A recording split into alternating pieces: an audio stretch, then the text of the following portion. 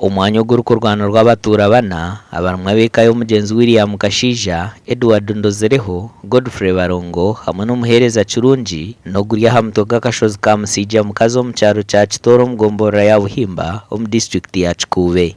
Obusozi tulinamu amabara g'emirundi ebiri. Tulina William Kashiija aba wakanyo k'enumi kano akasozi.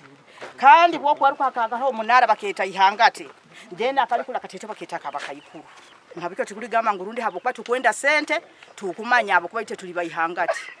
Ukakubaire kali okenumi titukubalize mwa William Kashiija.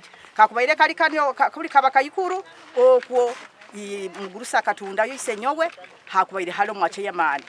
LC1 hakwa niwe yaguzireyo. Ekibatabwire kyona ni sente z'omurongoto ogwombekirwa wa American Tower Company eziburyo omwe arikwenda ngo bazimuheereze. Kandi twinayo haliyo bunaro bwabandize yo bwira kalaho maiso kuli aha hitona niho tukira kusibira buli muntu najena nyusizaho nanyusiza haliye kina bakakatera bakayiba bakatwara kionka kunyo nabo ine nkaleta side yo mwange tinsa kutwara mu side yo muntu wondi. Ekijemeserize RDC wa Kikuube Amran Tumusime hamwe n'omunyishenjero w'abahanguzi East Stephen Asera okubitaha mu bwe barikureta basaveya.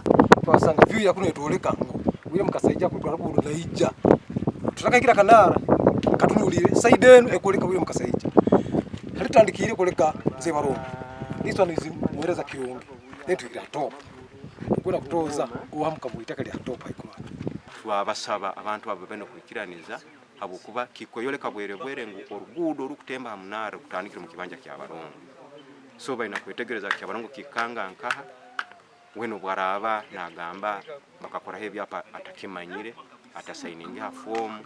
So ebi byona abakubu atalitu RDC Amran yaragira abo murongoto gumizamu barukora emirimo yabo. Government program must proceed.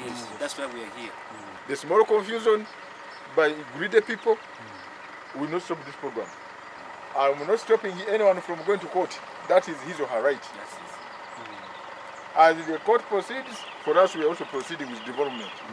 Tutaleta hoga embeera ekubyakaniza abokuba kufwerwa ekintu nka kino mazima kwensi yone kubefwereiro.